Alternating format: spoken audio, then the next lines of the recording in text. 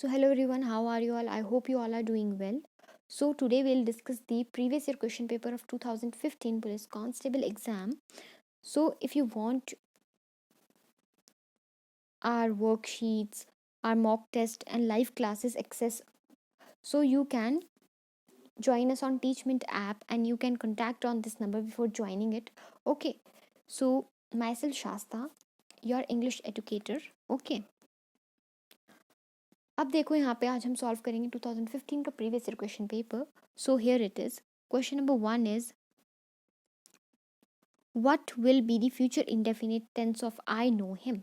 I know him का future indefinite tense. अब आपको पता है future indefinite tense अगर आपने tenses पढ़े हों तो future indefinite tense में क्या लगता है, will या shall लगता है और verb की फर्स्ट फॉर्म लगती है. तो यहाँ देखो will या shall कहाँ है, शेल विल ये है, लेकिन अब वर्ब की फर्स्ट फॉर्म देखनी है तो नो यहाँ है, ये डी राइट आंसर है. ठीक है, नोन तो वर्ब की थर्ड फॉर्म है, लेकिन जो यूज़ है शेल का वो आजकल क्या हो गया है, आउटडेटेड हो गया है in modern English. Use of shell is outdated in modern English. How dare you dash my cupboard, तो यहाँ पे how dare you to open my cupboard. जब डेयर वर्ड लगता है तो टू वर्ड जो है वो टू प्रेपोजिशन बोल सकते हैं, साथ में इसके फॉलो होता है. When he was young dash cross the river, he dash cross the river. अब यहाँ पे देखो ही वॉज यंग, पास्ट में आपका जो है वो टेंस आपका चला हुआ है पूरा का पूरा सेंटेंस. तो आपको जो है वो इसका ध्यान रखना है कि बाकी का जो सेंटेंस है वो भी आपका कहाँ रहे, पास्ट में रहे. ऐसा नहीं है कि आपका स्टार्टिंग का प्रेजेंट में अगला पास्ट में है. ठीक है, जो उसका साथ में कनेक्टिंग सेंटेंस जो है, ऐसा नहीं होगा. आपका अगर पास्ट में चला है तो पास्ट में ही चलेगा. तो कैन में शेल जो है ये क्या है, प्रेजेंट है. कुड जो है वो क्या है, पास्ट. तो कुड इसका जो है वो राइट आंसर है.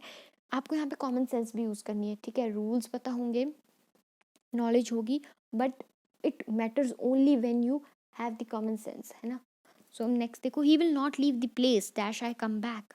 He will not leave the place because का मतलब होता है क्योंकि मैं वापस आऊँगा. ऐसा तो होगा नहीं, आऊँगा तो वर्ड है ही नहीं यहाँ पे. एज जो होता है कि होने के नाते, ठीक है, और ऑन क्या होता है, पर. ऑन का मतलब होता है पर. सो यहाँ पे क्या है, he will not leave the place until I come back. Until I come back क्यों, क्योंकि ये जो अंटिल वर्ड है ना, ये है आपका एडवर्ब्स ऑफ टाइम है. ये एडवर्ब्स पढ़े हैं ना आपने, that qualifies a verb. So adverb of time है ये, टिल बी, अनटिल बी. ठीक है, और इनका पता कैसे लगेगा, अगर आपको फिर भी अगर इन पे डाउट रह रहा है तो एडवर्ब ऑफ टाइम का पता लगाने के लिए क्वेश्चन है एक, व्हेन. अगर आपको व्हेन का आंसर मिल जाए, जैसे कि मैं बोलूँ when he will not leave the place, तो इसका आंसर क्या बन जाएगा, अनटिल आई कम बैक. तो यहाँ पे मीन्स कि यहाँ पे जो है ये सही है आपका. ठीक है, नेक्स्ट देखो, which is correct. I take tea every morning, tea take every morning ये गलत है. तो ये और ये करेक्ट है, तो मीन्स ए एन सी. अब ए एन सी क्यों लिया हमने, क्योंकि I take tea every morning ये है प्रेजेंट इंडेफिनिट, और प्रेजेंट इंडेफिनिट की ही इस थर्ड सेंटेंस में क्या कर दी गई है, पैसिव वॉइस इसमें बना दी गई है. तो आपको पता है जो प्रेजेंट इंडेफिनिट है, जैसे आई टेक टी था, ठीक है, तो आई टेक टी जो है आपका, जब इसको हम पैसिव वॉइस में लेंगे तो टी पहले आएगा. जो इसका ऑब्जेक्ट होता है, ये सब्जेक्ट है, ये वर्ब है, ऑब्जेक्ट है. जो ऑब्जेक्ट होता है वो पहले आता है, तो टी पहले. अब ये प्रेजेंट इंडेफिनिट, तो प्रेजेंट इंडेफिनिट को जब भी आप पैसिव में कन्वर्ट करते हैं तो इज एम आर लगाते हैं, और वर्ब की थर्ड फॉर्म ऑलवेज. पैसिव में हमेशा वर्ब की थर्ड फॉर्म लगती है. तो टी इज, टेक की क्या हो जाएगी, टेकन, और मी का क्या हो जाएगा, ऑब्जेक्टिव केस. मी अभी यहाँ आई सब्जेक्टिव केस में है, तो मी हो जाएगा ऑब्जेक्टिव केस में, बाय मी एवरी मॉर्निंग.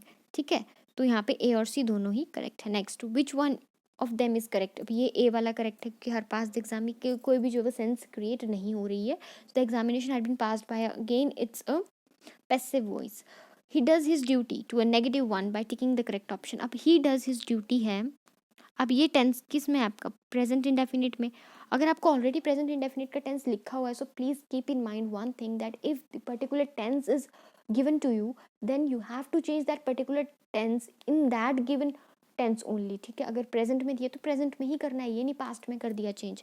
ठीक है, तो इसका क्या हो जाएगा, ही डज हिज ड्यूटी.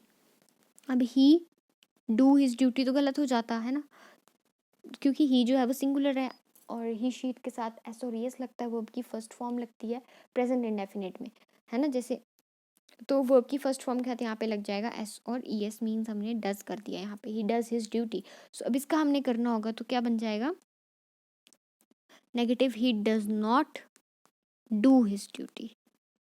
ठीक है। अब डू कैसे लगाया मैंने यहाँ पे, क्योंकि ही डज हिज ड्यूटी था ना, तो इट मीन्स कि डू वर्ब की फर्स्ट फॉर्म है, वर्ब की फर्स्ट फॉर्म है, तो वर्ब की फर्स्ट फॉर्म यहाँ लगती है, और डज नॉट तो लगेगा ही लगेगा सिंगुलर के साथ, है ना। दे होता तो होना था they do not do their duty. Okay, study is chemicals chemistry day of, ये तो आपने पढ़ा ही हुआ है ना। रीअरेंजमेंट ऑफ सेंटेंसेस बोलते हैं इनको, and rearrangement of words you can say, jumbled, है ना। सो यहाँ पे आ जाएगा, इसका राइट आंसर है कि, राइट आंसर इसकी chemistry is the study of chemicals, DBEAFC। Okay, got it. I think आपको समझ आ रहा होगा। नेक्स्ट देखो, basic elements hundred gold there are such as oxygen. ठीक है, अब यहाँ देखो, यहाँ पे क्या आएगा, अब सही आंसर इसका ई है। ई क्या है यहाँ पे, there are hundred basic elements such as oxygen and gold. Okay, ये तो आपको अपना ही जो है वो दिमाग खुद यूज़ करना है। अभी इंस्पाइट वर्ड क्या है, in spite word here is an conjunction.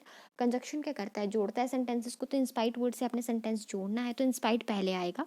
ठीक है, तो in spite of having failed he did not lose heart. ठीक है, तो इंस्पाइट वर्ड से आपने जो है वो जोड़ना है।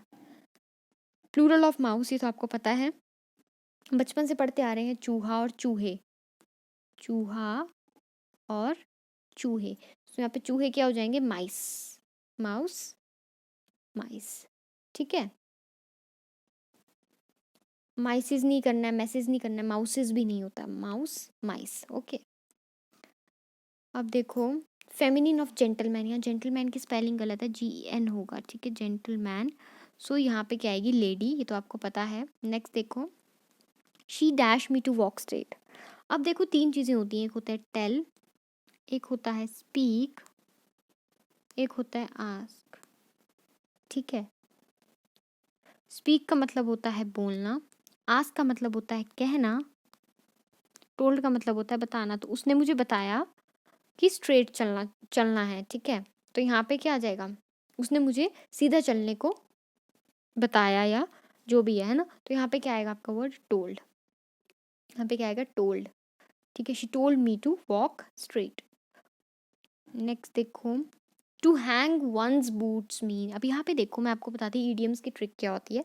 ईडियम्स की आपको जो है, सबसे पहले इन चार ऑप्शंस को नेग्लेक्ट करो, ठीक है, नहीं देखना ये। First of all you have to understand the meaning from oneself, कि हैंग ऑन वंस बूट, जब बूट लटकाने का मतलब क्या हुआ, कि वो बूट कभी निकालने नहीं है, और कब जरूरत नहीं पड़ती है निकालने की, जब कोई पर्सन जो है वो वर्क से रिटायर हो जाता है। ठीक है, क्लीन करने के लिए शूज़ को, तो इसमें अगर इतना ईजी होता तो ईडियम ही नहीं बनता, है ना, to retire from work. Okay, the synonym of kind is, kind का होता है बेनिवोलेंट, बेनिवोलेंट, बेनिवोलेंट का मतलब होता है काइंड, जो होते हैं ना वो आपके परोपकारी। ठीक है, अब आप इसमें आप एंटोनिम सिनोनिम अगर अपने जो है वो अच्छे से पढ़ना चाहते हैं, तो आपने क्या करना है, जो जितने प्रीवियस ईयर क्वेश्चन पेपर्स हैं उसमें जितने भी आपके बोल सकते हैं आपकी एंटोनिम सिनोनिम आज तक आए हैं, ठीक है, उस पर्टिकुलर टेस्ट में, या जो भी आपके टेस्ट कंडक्ट किए हैं हिमाचल स्टेट ने, है ना, उन सब में आपने क्या करना है, कि जितने भी आपके वर्ड्स आपको टैकल हो रहे हैं, you have to find out the antonym synonym of that particular word.